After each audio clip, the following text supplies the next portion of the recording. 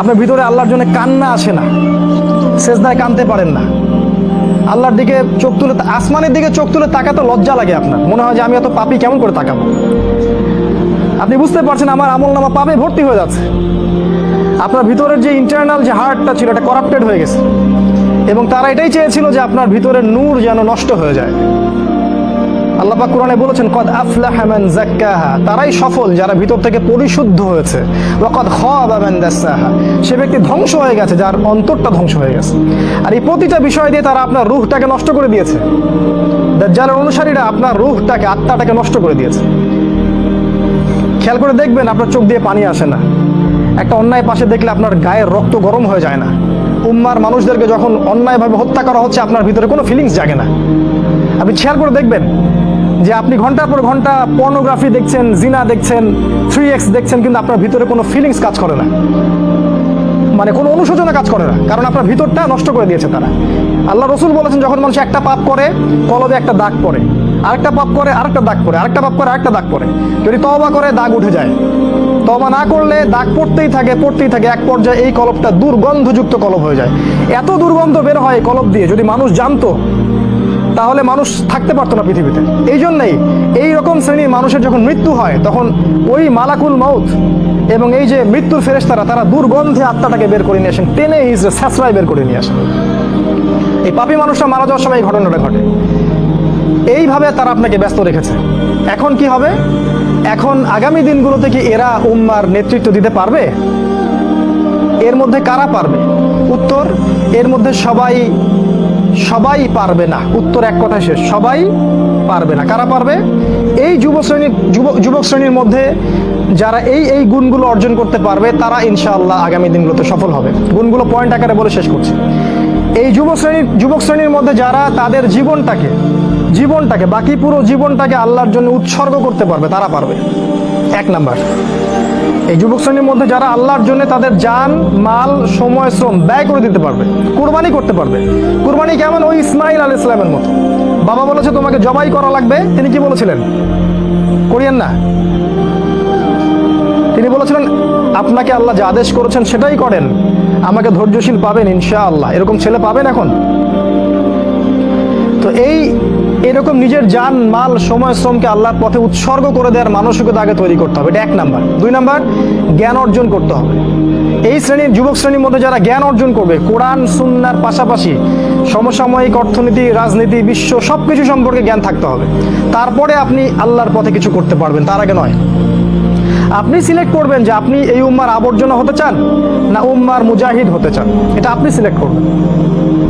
আপনি কি চান যে আপনার জীবনটার বিনিময়ে আল্লাহ আপনাকে অনন্তকালের জান্নাত দান করুক, অথবা আপনার এই কাজগুলোতে কেউ বাধা দিবে না, এই পাপ কাজে কেউ বাধা দিবে না, শেষমেশ আপনি জাহান্নামে চলে যাবেন? আপনি কি এটা চান? আমরা কি এটা চাই? তো ইলম অর্জন করতে হবে, ইলম ছাড়া আপনি কাজ করতে আগাতে পারবেন না। তিন নাম্বার, এলেম অনুযায়ী আমল করতে হবে। যা এলম অর্জন করবেন সে অনুযায়ী আমল করতে হবে। শুধু এলম অর্জন করলেই হয় না, ওই অনুযায়ী কাজ করতে হয়। সলাতের পাবন্দি করতে হবে। সলাতের অবস্থা দেখে যা মনে হলো যে এই এলাকার যুবকরা মসজিদে কতজন আসে আল্লাহ ভালো জানে। ফজরের নামাজে যারা আসে তারাই প্রকৃত মুসল্লি। 5 ওয়াক্ত সলাত জামাতের সাথে আদায় করতে হবে। আখলাক চরিত্র হবে রাসূল সাল্লাল্লাহু আলাইহি ওয়াসাল্লামের মতো। সাহসী, ভীরুতা, কাপুরুষতা যেন আপনাদেরকে পেয়ে না বসে।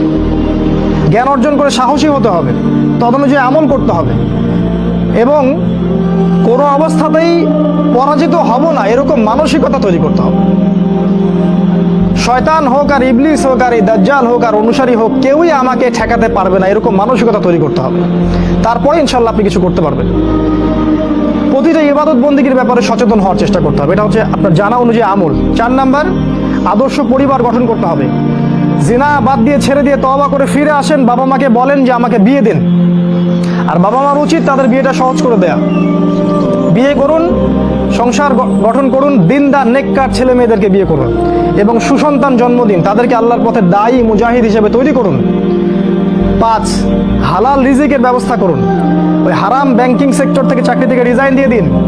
যে সেক্টরে হারাম আছে, ঘুষ আছে, সুদ আছে, সব ছেড়ে দিন। কার জন্য ছাড়বেন?